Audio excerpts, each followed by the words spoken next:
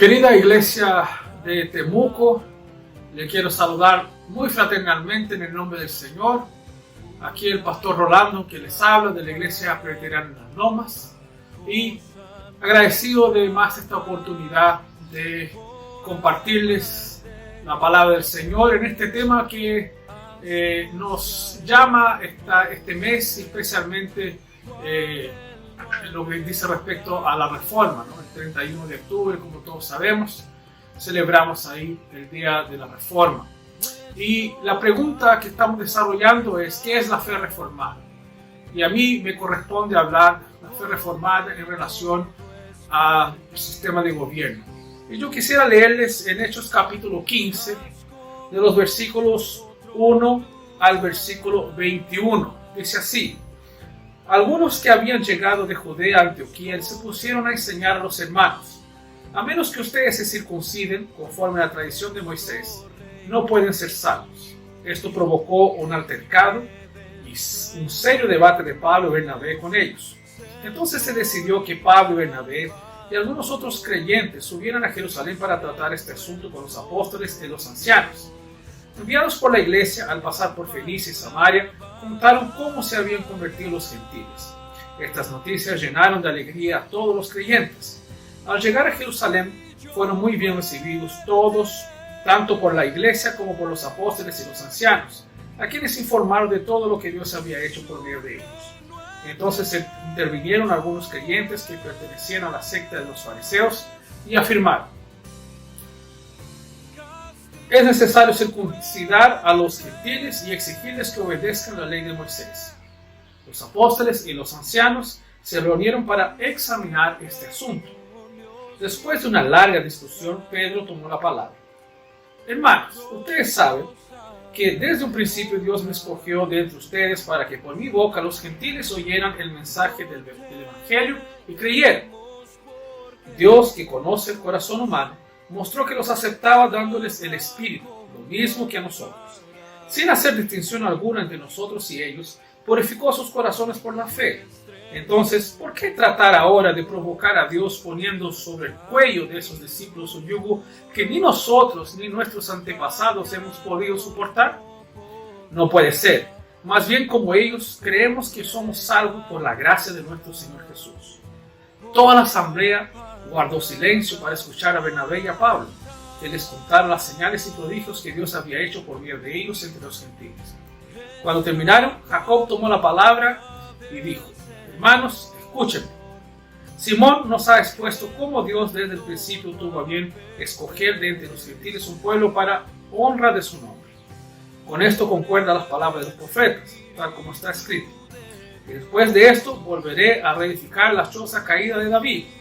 Reedificaré sus ruinas y las restauraré, para que busque al Señor el resto de la humanidad, todas las naciones que llevan mi nombre. Así dice el Señor que hace estas cosas, conocidas desde tiempos antiguos. Por lo tanto, yo considero que debemos dejar de ponerles trabas a los gentiles que se convierten a Dios.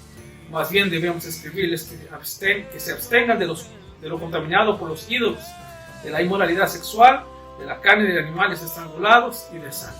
En efecto, desde tiempos antiguos, Moisés siempre ha tenido en cada ciudad quien lo predique y lo lea en las sinagogas todos los sábados.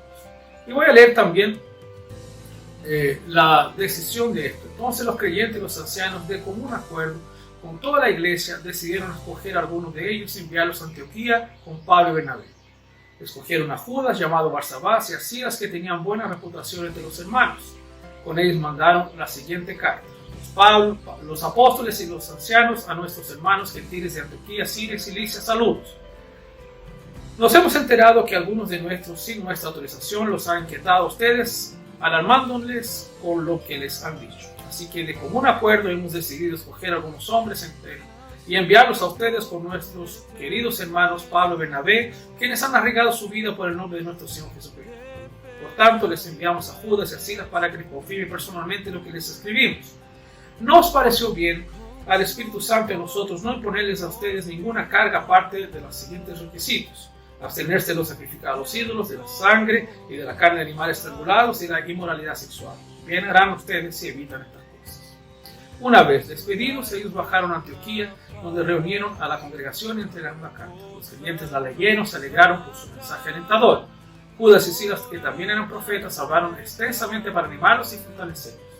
Después de pasar algún tiempo allí, los hermanos los despidieron en paz para que regresaran a quienes los habían enviado. Pablo y Bernabé permanecieron en Antioquía enseñando y anunciando la palabra del Señor en compañía de muchos otros.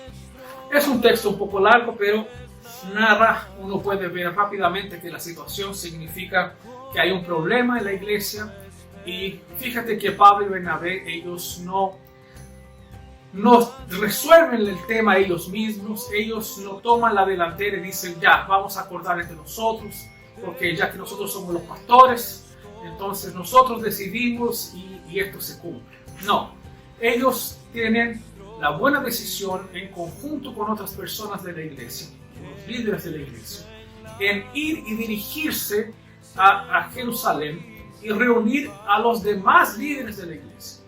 Lo que está pasando es exactamente lo que nosotros tenemos cuando hablamos de un presbiterio. Las situaciones locales que están pasando, que trascienden o necesitan una aclaración mucho más amplia que simplemente una actuación local, entonces se le pide al presbiterio, el órgano superior, que se resuelva y que se examine respecto al tema levantado. Entonces ellos se dirigen a Jerusalén. Allá no están solamente los apóstoles, tampoco, ¿no? Tú observas eso, porque si fuera un sistema episcopal, ya, ¿quién es con más autoridad que los mismos apóstoles que fueron instituidos por el propio Cristo, ¿cierto? Que vivieron con Él? Entonces nosotros diríamos, ellos son los líderes, lo que ellos digan está absolutamente sacramentado, ellos son los representantes de Dios, pero no es eso lo que pasa. Tú te das cuenta que ellos se reúnen, los apóstoles, con otros ancianos, con otras personas, o sea, personas que están, que son líderes en la iglesia, y ellos arman un concilio, ¿cierto? Un cuerpo entre esos hombres que son representantes, y ahí ellos toman una decisión.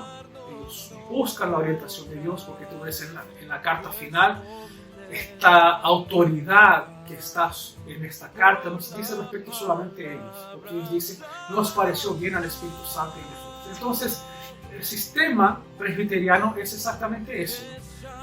No es la iglesia que se autogobierna, no es tampoco un pastor que dirige y determina qué es lo que se va a hacer o va a ocurrir, sino que son hombres que la iglesia elige, y estos hombres que la iglesia elige componen un cuerpo directivo que nosotros llamamos consistorio. Esos hombres, la Biblia también orienta, Pablo da esas orientaciones a Timoteo. Nosotros también vemos esas orientaciones en la epístola a Tito, de sus calificaciones, cómo ellos deben ser, los presbíteros, los diáconos. Ellos componen cuerpos directivos que las personas al elegirlos tienen que observar. Y tú vas a darte cuenta que eso va más allá de simplemente tener amistad, ¿cierto? O la antigüedad en la iglesia. Hay detrás de eso un carácter, hay un testimonio, hay una vida cristiana que hay que observar. Bueno, un punto interesante, yo creo que imprescindible en esto, que esta elección es un reconocimiento, por lo tanto, que la asamblea hace al llamado de Dios. No es que la iglesia le otorgue poder o le otorgue una autoridad sobre estos hombres. Estos hombres recibieron un don de Dios, este don de liderazgo. Y lo que la iglesia hace es reconocer esos dones a través de su voto. Es importante, ¿no? Aunque nosotros decimos que es un cuerpo elegido y por lo tanto representativo, no significa que ellos están representando tus intereses. En eso somos bastante distintos a lo que ocurre afuera, ¿no? Cuando elegimos también a nuestros representantes políticos, ¿cierto? Ellos, los presbíteros, los diáconos, están para defender tus causas dentro del consistorio. Lo que tú haces en el momento de la asamblea es reconocer el don de Dios, si es que los hay, y por eso está ahí la escritura bastante clara en cuáles deben ser las calificaciones que ellos deben tener, para que tú los distingas muy bien. entonces esto se reconoce a través de la asamblea y ahí se compone este cuerpo. Y este cuerpo es quien tiene la autoridad. Tú percibes bien que este concilio que hubo en la iglesia apostólica se presentó la situación y ellos tomaron la decisión, ellos la discutieron, la conversaron y finalmente llegaron a una conclusión, y esta conclusión ella se transformó en una norma, se descendió a la iglesia, dijo, esto es lo que nosotros hemos decidido, y la iglesia tomó aquello como el consejo, como una dirección, como algo que ellos debieran seguir. Entonces tú percibes que las iglesias no viven aisladamente, que están en conexión y comunicadas la una con la otra.